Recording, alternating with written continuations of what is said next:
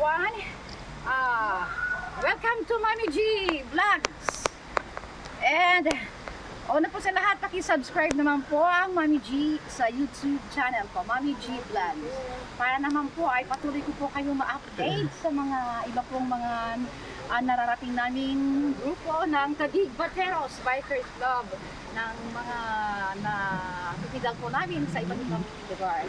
Ngayon po, narito po kami ngayon sa Sitio Labahan, daw po ito ng Angono, Rizal. So, andito po ang grupo ng Taguig Bateros Bikers Club.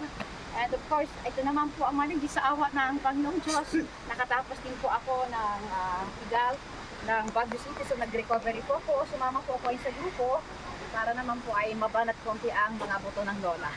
Ito po ay papakita ko po sa inyo mga guys ang ibang mga place na maganda po rito sa lugar ng Sitio Labahan.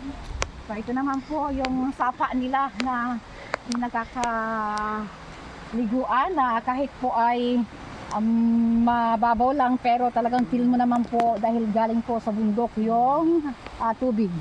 Ayan, makikita po natin mga guys. Ito po. Ayan, ito ang matatalaw natin. Ito po, galing sa bundok. Ang tubig na yan, o agos.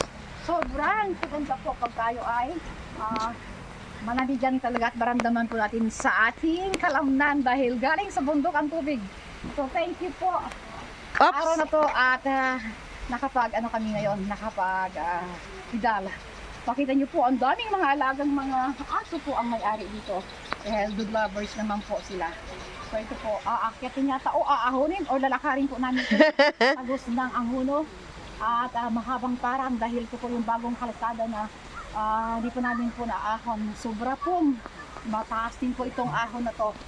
Alright mga guys, thank you so much. Ito po ang update ng Mami G ngayong October 21, Jane? 22? 22?